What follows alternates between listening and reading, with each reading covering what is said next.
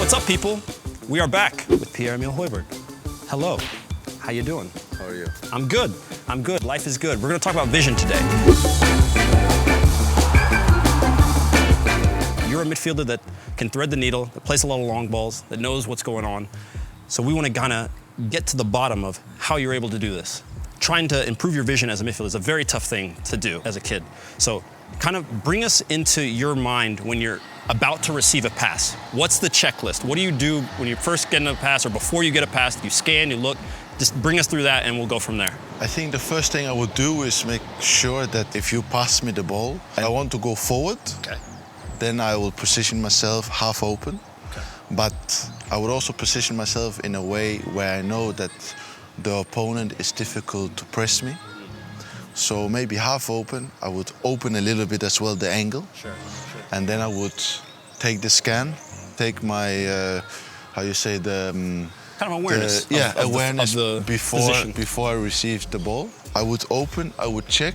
If he starts, I see him start coming, I would open even more. I see. Because, and there's two parts in it. The distance to me from him is bigger. Sure. Which means I will have more time when I receive the ball. But if he goes all the way, means he will open a space. So if you play the ball there, obviously we beat one guy just with one pass. Of course. He comes out, he leaves the space, and I can find someone in that space. Right. I think it has a lot to do where is the opponent positioned, but also where can you find the space yourself. And then when you then get the ball, who then releases? Yeah. So let's touch on that more. Let's say that you have the ball in midfield, you've done the proper checklist, you got it, you've turned, you have space to carry the ball. Now what? How do you decide, with all the options in the world, what I should be trying to do? I think if everyone could in football, they would do one pass to try and score, no? So if you can do the most direct pass to score the fastest possible, everyone would do. But obviously that's not possible.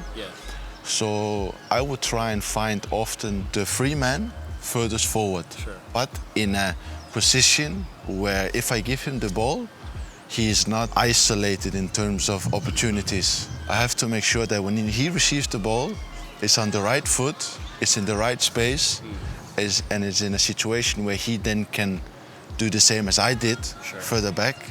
He can do it further forward, you know. Sometimes in football, the small passes makes the opponent move a bit, and then you find the killer pass. Because the more you pass it around, the more the gaps will open, then you can find it inside. They will be more tired because they're running after the ball, which means they will be easier to press.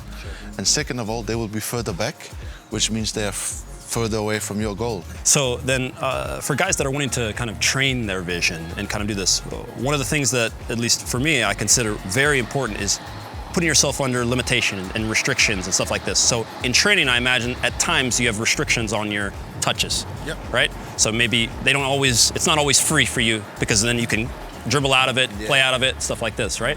And so when you're trying to make and you're playing a two-touch game at a very high pace, how do you set yourself up to still make a good thread the needle pass? Most players, I think, at a young age have a hard time not playing safe.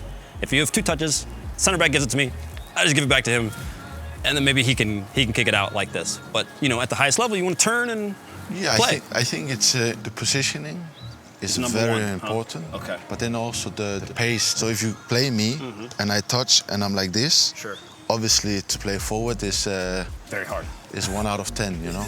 But if you know that, okay, you're alone, you can play this, already the ankle's open. I see. So the first touch becomes very important. But also I think movement without the ball. You know, if you play me, I play you back. Right. I find a new position to find the third man to set it back, because then you can see more. You can see more. Yeah. And you can play faster. Some space has been created. Exactly. You know? For all the guys that are watching now, I mean, you guys have noticed what he said. You're setting yourself up for success, I think, is one of the huge things. I'll throw you a crazy question. If you were blindfolded and you were in the middle of the field, and I just ran anywhere on the field and said, pass, give me the ball, do you think you could hit me? I think with communication, I think... If you knew where I was... It wouldn't be impossible.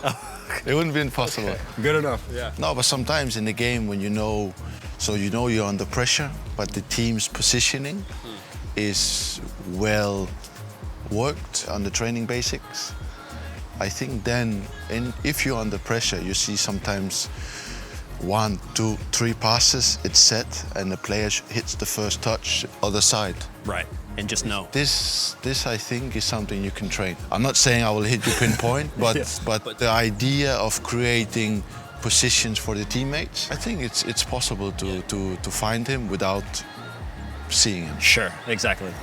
But Perfect. I'm not sure I can hit the ball. Something trainer. He's going to do it. We're going to make him do it. All right. I appreciate it once again. Thank you. Guys, you know exactly what to do. Look right down below. Check the links in the description box. And we'll see you guys later. Peace out.